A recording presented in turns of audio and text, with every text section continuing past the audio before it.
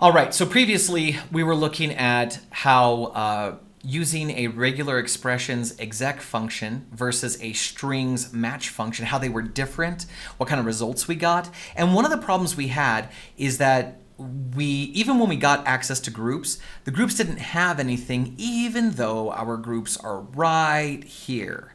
And yeah, technically, just so that you're aware, technically, if I wanted to, I could, if I knew the indices of everything, I could index into this thing and I could print out to you exactly what the IP address is, right? I could say IP address as a label, and I'll just concatenate this for usefulness. Ooh, sorry, let's do a single tick, there we go. I will concatenate this for usefulness. We'll go ahead and execute this. And you can see down here, it just says IP address, and then it has the IP address of the first result, yeehaw. But that requires that we know the index of every value we want. And if we get into a situation where we have several groups that we want to access, this is going to get a little muddy and a little gross, and we don't want that. We don't want that. So here's what we can do instead. I'm going to go ahead and back this up to what we had before, just so we kind of revert our code. Okay, I'm going to close out this console and the one behind it, and so on, so that all of our consoles are closed. Okay, good. Now, how can we change this so that our groups are more useful and so that we populate that groups property on a single match? If I hop back over to regular expression 101 or regex 101, I can come down to the group constructs cheat sheet and notice that they have a named capturing group item. In other words, if in a group we start the group with a question mark, the less than and greater than angle brackets, and then some arbitrary name, then we can give a name to our group. So let's try that really quick. I'm going to come up here right where the opening paren for the IP address group is. I'm going to throw in a question mark, an angle bracket, and I'm just going to call it IP, and then a closing angle bracket. Now, let's go back to just printing out the result as an object, okay? And notice the groups is no longer undefined. It's actually a collection of properties. It is itself an object where it has a property called IP. Well, if that's the case, then doesn't it make sense that I could then talk to the result object, which has a property called groups, which itself has a property called IP? And couldn't I print that out to the screen? Let's try it. And sure enough, there's the IP all by itself. So by giving the group a name, we can now take our match object, go into its groups, and find that value without having to know which index it is in the overall match object. That's kind of awesome. That means that we can access it in whatever sequence we wish. Go ahead and take that knowledge that you just gained, and I'd like you to add names to the date group and the time group. Do that for yourself real quick. Okay, so now that you've had a chance to pause the video and try that, let's go ahead and do it together. Right where my cursor is indicates the very beginning of the date group. That opening paren is the start of the date group. So I'm going to go ahead and do a question mark, a couple of angle brackets, and inside those angle brackets, I'm going to put date. And then where should we put the name for time, right? So right here is the closing paren of the date grouping. Then we have the non-grouped but matched colon. And then we have these two parens. Remember that the inner paren is a non-capturing group. It's a non-capturing group. It's just there for the match. It's not there for the capture. And we only want to name captured groups. So just outside of that inner open paren and just inside the outer open paren, in other words, right here in between those two parens, that is the start of the time capturing group. Again, sounds very Doctor Who. And so I'm going to go ahead and throw a question mark with some angle brackets and the word time. Okay, now let's make sure this works the way that we think it does. And I'm going to go ahead and using the handy shortcut of, check this out, this is very cool in Visual Studio. If nothing is highlighted and you hit Control-C, you copy the whole line with a line break. and it will take whatever line you're currently at when you hit Control V, and it will push that line down. So just to demonstrate, Control V took this line here that I copied and pasted it above the line I was on. Now I'm going to come down here and I'm just going to hit Control V a couple times. And the second IP I'm going to change to date.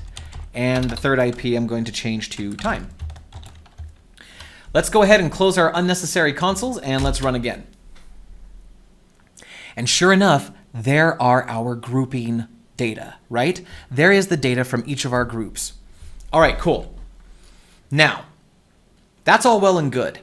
But remember that this particular function only returns one record. And we're getting the groups for that one record. But how do we get each of the groups from each of the records? Okay, I'm going to show you one more thing. It's going to help you out a ton. Ready?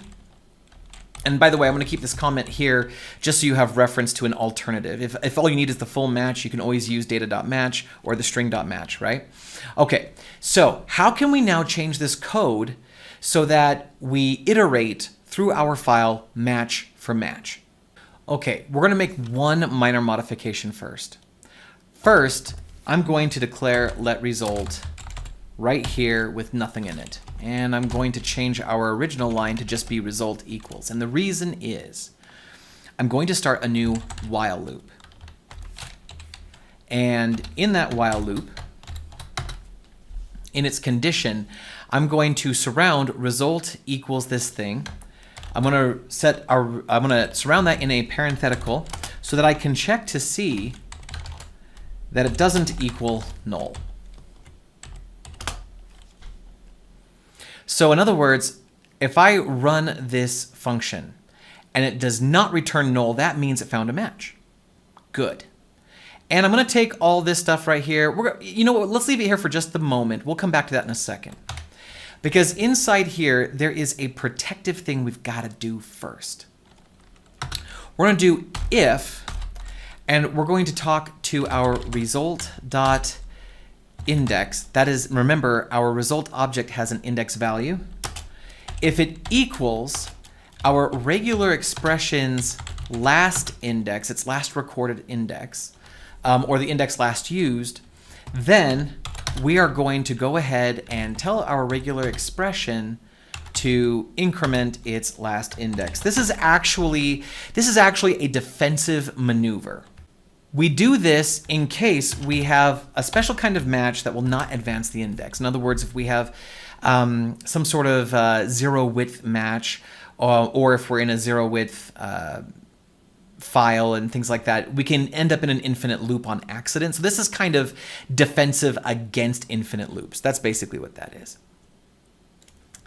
But once we've determined that we are not going to be in an infinite loop, we can now start doing things with our result object.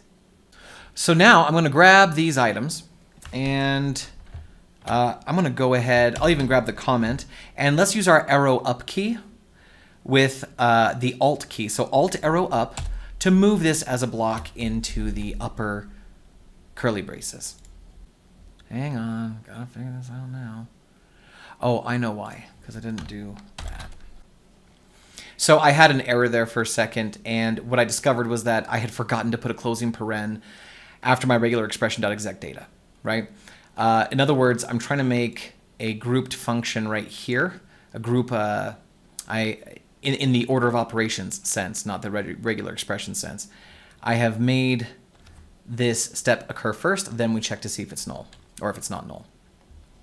Okay, so now that we've done that, I'm gonna say, let's see, you know what? Let's print the index of our result object first, and let's see what we get.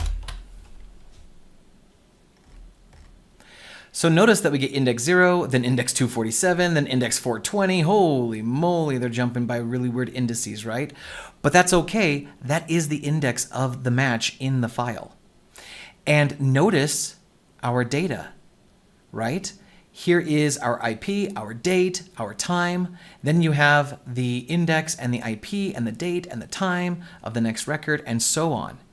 We have now with this while loop, I know this code's a little weird at first, but with this while loop, we have called the execute function on each individual match in the original file data. And then, treating each of those matches individually, we can now access the groups by their group names and any other properties that a single result might have. If we know all of this, we can do some pretty powerful things. We can use this to extrapolate data from a blob of information and then use those individual pieces of information to build objects and to populate them with values. This means we can have a file of information, and from it we can make JavaScript objects that we can then use in our programs.